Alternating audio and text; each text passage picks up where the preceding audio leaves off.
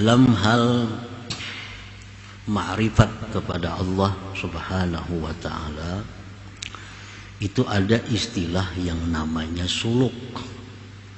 Suluk itu artinya perjalanan. Nah, orang yang berjalan itu dinamakan salik atau salikin jamaknya. Kenapa ada suluk? Kenapa ada perjalanan untuk ma'rifat kepada Allah itu? Padahal Allah itu sangat dekat. Sangat dekat dengan kita, lebih dekat dari urat leher kita sendiri. Kenapa ada istilah perjalanan menuju Allah? Seolah-olah Allah itu jauh, sehingga ada perjalanan. Padahal tidak ada jarak antara kita dengan Allah Subhanahu wa ta'ala. Nah, apa yang dimaksud dengan suluk itu? Sehingga ada istilah perjalanan. Yang menyebabkan adanya suluk itu adalah syahwat-syahwat nafsu kita. Seperti kesombongan kita, riya kita, apalagi hubbud dunia kita, tamaknya kita. Dan lagi ada kebiasaan-kebiasaan nafsu kita, makan, minum, tidur, kawin. Nah, itulah yang menyebabkan Allah itu seolah-olah jauh daripada kita, sehingga kita tidak bisa menyaksikan Allah Subhanahu wa ta'ala itu karena yang demikian tadi. Padahal Allah itu sangat dekat kepada kita. Nah, andai kata tidak ada nafsu-nafsu yang tadi, kesombongan, apalagi hubud dunia, riya, kalau tidak ada hal-hal seperti itu, maka seseorang tidak perlu suluk untuk ma'rifatullah Subhanahu wa ta'ala. Seseorang tidak perlu suluk, tidak perlu berjalan untuk mengenal Allah Subhanahu wa ta'ala. Nah, karena adanya medan-medan nafsu, karena adanya syahwat-syahwat nafsu, itulah yang menyebabkan kita seolah-olah berjalan jauh menuju Allah Subhanahu wa ta'ala itu.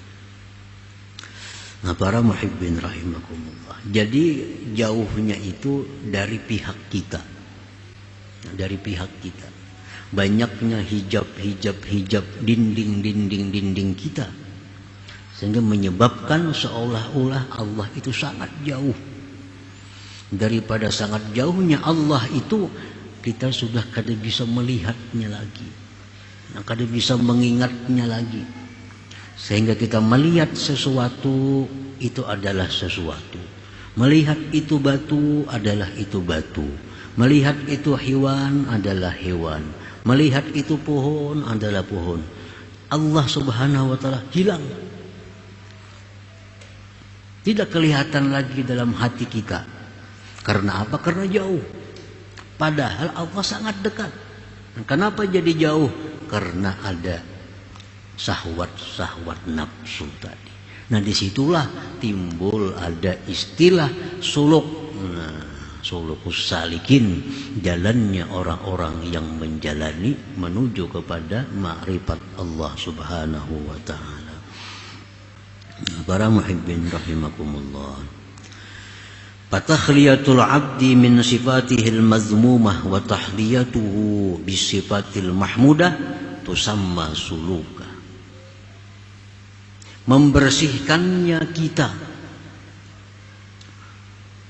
dari sifat-sifat kita yang tercela, memperhiasinya kita akan diri kita dengan sifat-sifat terpuji, tusamma suluka, itulah disebut suluk perjalanan.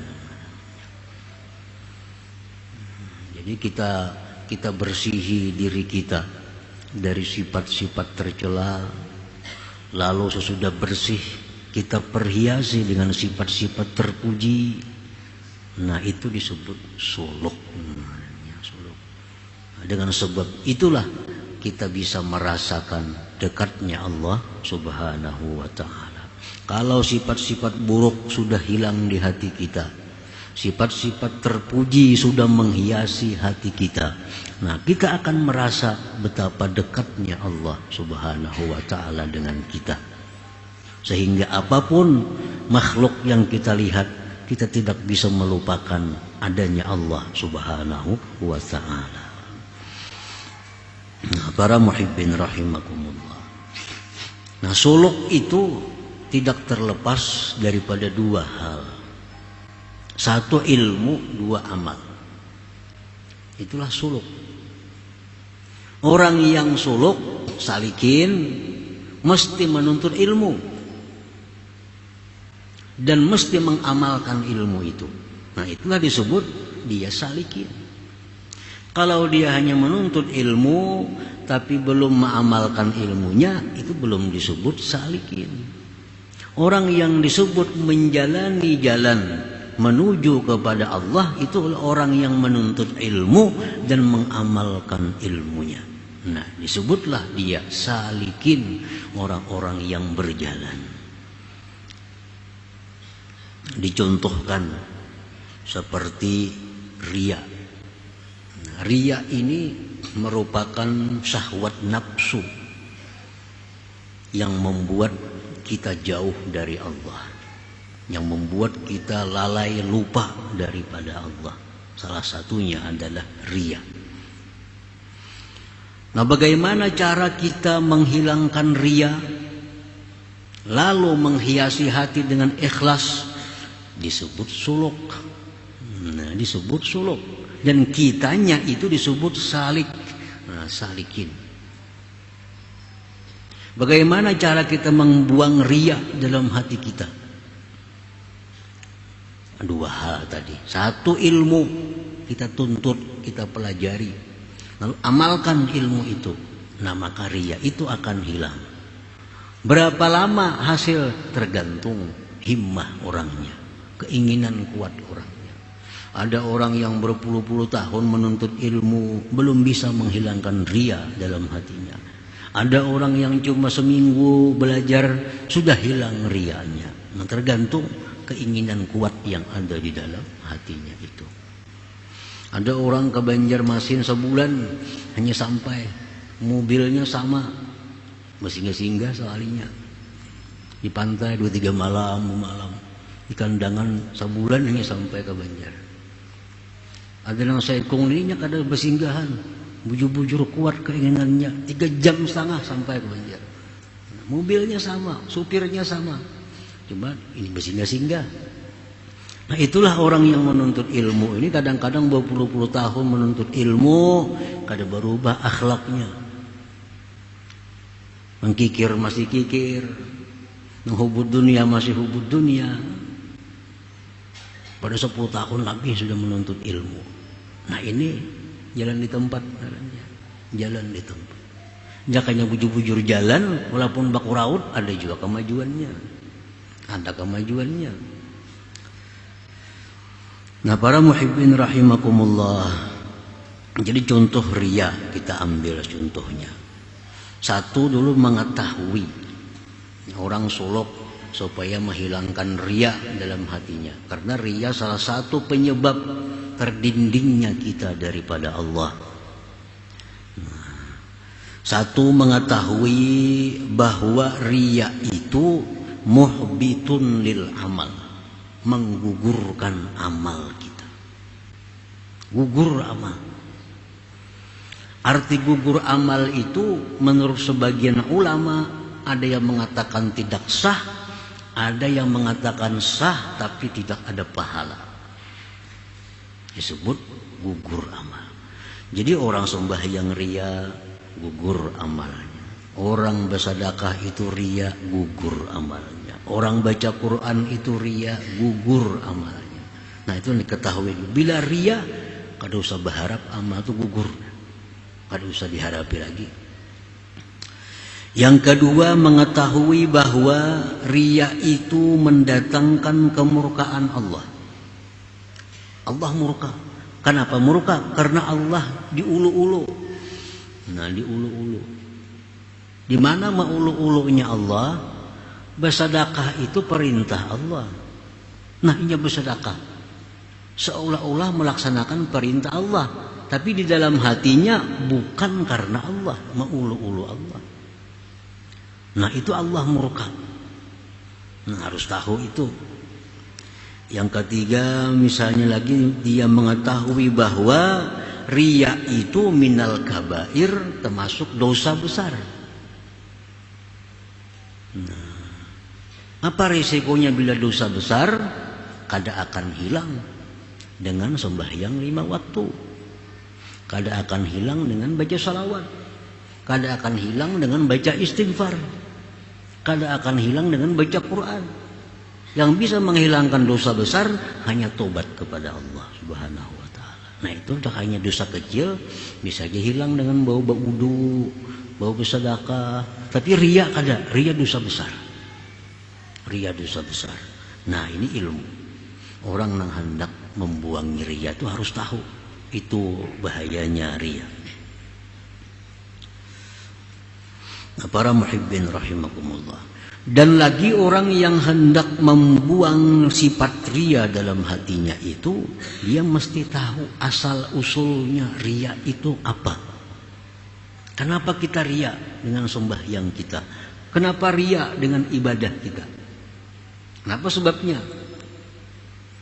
Kemungkinan sebabnya itu adalah hubbul manzilah wal jah fi qulubin nas. Kemungkinan sebabnya adalah dia menyukai kedudukan di hati manusia. Nah, itu mungkin sebabnya, salah satunya itu. Kenapa dia riya sembahyang sedekah? Karena dia ingin punya kedudukan di hati manusia, agar orang menghormati dia, agar orang simpati kepadanya, agar orang sayang kepadanya. Nah, mungkin itu salah satunya. Nah, yang kedua, pokok dasarnya riya itu adalah wattama bima fi aidin nas. Dia ada mengingini duit orang. Ada mengingini harta orang. Dengan sembahyang bagus, ini berharap si pulang tuh beri aku duit. Dengan aku nuntut ilmu, aku berharap orang menyumbang aku. Nah, itu mungkin di situ penyebabnya riya. Karena kita kadang akan bisa menghilangkan satu penyakit tanpa tahu sebabnya penyakit itu apa.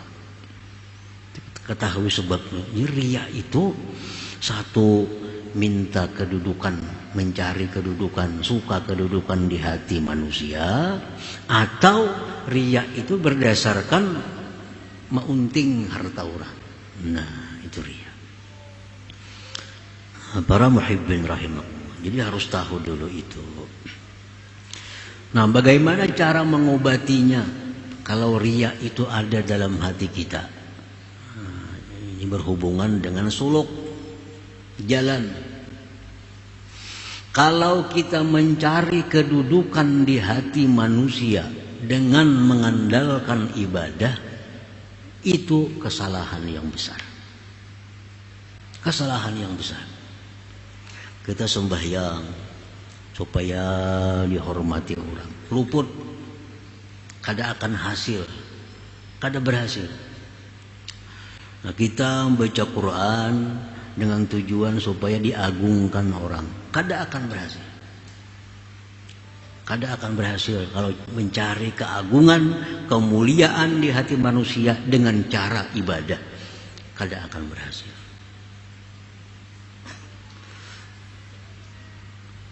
Dalam sebuah hadis qudsi Rasulullah SAW bersabda, "Iza ahabballah al-abda nada Jibril,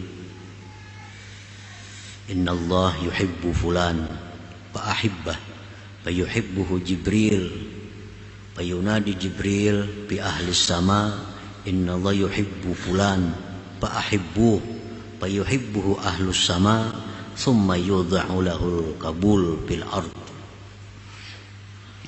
Apabila Allah mencintai seorang hamba, Allah sayang dengan hamba ini, Allah panggil Jibril, Nah, ujar Tuhan, wahai Jibril, aku cinta dengan Fulan bin Fulan itu.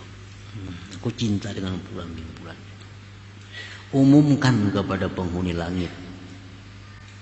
Jibril mengumumkan, ya Jibril, wahai penghuni langit, Allah cinta kepada Fulan bin Fulan, dan aku pun cinta kepada Fulan bin Fulan. Kalian pun hendaknya cinta kepada Fulan bin Fulan. Akhirnya seluruh penghuni langit cinta kepada Fulan bin Fulan itu. Nah, kalau sudah orang-orang atas ini cinta kepada Fulan bin Fulan, maka diletakkanlah al-qabul dalam diri Fulan itu. Diterima di semua orang. Nah, dia akan dimuliakan orang, dia akan dihormati orang, dia akan disegani orang. Kenapa sebabnya? Karena dari sananya Allah cinta, Jibril cinta, malaikat cinta, dampaknya ke bumi, dia akan dicintai oleh ahli bumi ini. Jadi kalau hendak mencari pangkat di hati manusia, jangan dengan ibadah. Nah, hendak mencari kedudukan di hati manusia, caranya satu, jadikanlah diri kita orang yang dicintai Allah. Kalau kita dicintai Allah, nah, maka Allah akan bukakan hati manusia untuk sayang kepada kita, untuk hormat kepada kita. Nah itu. Jadi kalau kita beribadah tujuan supaya dihormati orang, itu kayaknya terbalik, orang muar lawan kita. Kalau kita sembahyang, baca Quran, tapi tujuan di hati supaya dimuliakan orang, yang kita dapatkan kini dihinakan orang kita. Dihinakan orang. Kenapa? Karena salah jalannya. Nah, para muhibbin rahimakumullah. Jadi dengan mengetahui ini, kita sudah kada lagi beribadah itu supaya dipandang orang, dipuji orang. Kenapa? Karena kada bakal dapat. Kada bakal dapat. Kalaupun dapat juga sehari, 2, 3, setahun, orang kena tahu itu riya, muar orang jadinya. Ujung-ujungnya kena jadi dimurkai orang. Jadi kalau hendak mencari pangkat kedudukan di hati manusia, jalannya hanya satu, jadikanlah diri kita dicintai oleh Allah. Bila Allah sudah cinta kepada kita, orang-orang langit cinta kepada kita, otomatis orang-orang di bumi pun akan cinta kepada kita. Nah, para muhibbin rahimakumullah. Nah, yang kedua, riya itu datang akibat tamak. Nah, ini kada hendak dihormati orang, ini kada hendak disayangi orang, kada hendak diagungkan orang, yang penting dapat duit. Nah, ini kada peduli dihinakan orang kah, disanjung kah, yang penting cair. Nah, ada imbalannya. Nah, kalau ini penyakit riya ini di sini datangnya, kadang-kadang diobati lawan hadis yang tadi. Luput obatnya. Karena aku dia kan tidak tujuan hendak dimuliakan orang. Aku kan tidak tujuan hendak dihormati orang. Tujuanku aku supaya sugih. Nah, jadi kadang-kadang hadis tadi dipakai. Kalau riyanya itu karena tamak. Riyanya karena tamak. Nah, apabila riya kita itu berdasarkan tamak ini, maka hendaklah kita mengetahui annallah al-musakhir lil qulub bil man'i wal i'ta, bahwa Allah yang menundukkan hati manusia untuk memberi dan tidak memberi. Itu Allah yang membuka hati manusia itu. Ya Tuhan, lawan hati kita berinya duit, timbul kita beri duit. Allah yang menutup hati kita, jangan diberi. Nah, karena memberi kita. Jadi yang menundukkan hati kita itu adalah Allah, satu-satunya yang bisa menundukkan hati orang lain agar orang lain itu memberi atau kita. Nah. Dan wala razika illallah, tidak ada yang memberi rezeki itu kecuali Allah Subhanahu wa taala. Kayak apapun kita beramal, beribadah supaya aku diberinya duit, mun Allah menutup hati orang itu kada jadi duit. Kada jadi duit. Walaupun kita kadang kelihatannya beramal, kita kadang kelihatannya baca Quran, tapi Allah bukakan hati orang itu bari si anu duit di barinya. Nah, orang yang tamat itu mesti meyakini itu. Mesti meyakini itu, bahwa rezeki itu kadang akan bertambah dengan tamaknya kita. Bertambah dengan tamak kita, kadang bertambah. Dan rezeki kadang akan berkurang dengan qanaahnya kita. Kadang berkurang. Karena rezeki itu sudah ditentukan oleh Allah Subhanahu wa taala. Jadi kalau kita beribadah kepada Allah Subhanahu wa taala dengan maksud agar orang memberikan materi kepada kita, itu kada akan berhasil. Kada akan berhasil. Karena Allah yang membuka tutup hati manusia itu, bukan kita. Nah, jadi kalau kita hendak membuang riya, kita pelajari tadi, lalu kita berusaha menerapkan dalam diri kita, itulah namanya suluk. Suluk. Kalau kita tahu semuaan ini tapi kada dipraktikkan, itu kada suluk. Belum suluk lagi. Suluk itu orang yang mengetahui dan mengamalkan. Tahu cara membuang riya demikian, diterapkannya dalam dirinya, dilatihnya dirinya supaya jangan itu. Nah, ini suluk. Terkadang dalam latihan sehari selesai. Sudah tahu ini hadisnya, tahu ini Qur'annya, saat itu sudah hilang riya dalam hatinya. Ada orang demikian. Ada orang yang perlu bertahun-tahun melatih dirinya agar bebas dari riya. Ada juga. Nah, itulah suluk tadi. Nah, jadi andai kata riya itu kadada, sombong itu kadada, hubud dunia itu kadada suluk. Kadada suluk. Kita akan terlihat Allah Subhanahu wa taala. Nah, kenapa kita kada bisa mata hati kita ini merasa jauh Allah? Mata hati kita kada melihat Allah karena terdinding oleh yang demikian tadi, yang disebut dengan mayadinun nufus, medan-medan nafsu itu. Para muhibbin rahimakumullah. Nah, sifat sombong pun demikian pula. Sifat sombong itu merupakan syahwat nafsu. Selalu hendak sombong.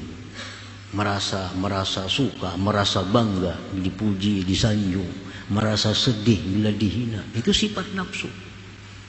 Bila itu masih ada dalam diri kita, maka hati kita kada akan pernah merasakan dekatnya Allah. Karena kita sombong. Nah, untuk menghilangkan kesombongan itu, kita belajar ilmunya, kita terapkan dalam diri kita, suluk ngarannya. Nah, kita pun disebut kada orang awam lagi, kita disebut salikin. Nah, orang yang sudah berjalan menuju kepada ma'rifatullah Subhanahu wa ta'ala. Alhasil annahu inda intifa'is syahawat la yahtaju ila suluk lianna Allah qarib la masafata bainak wa bainah. Kesimpulannya bahwa ketika sudah hilangnya syahwat-syahwat tadi, kesombongan, kecintaan kepada dunia, ketamaan, riya, kalau sudah hilang itu, seseorang tidak perlu kepada suluk. Karena Allah Subhanahu wa ta'ala dekat, tidak ada jarak antara engkau dan antaranya itu.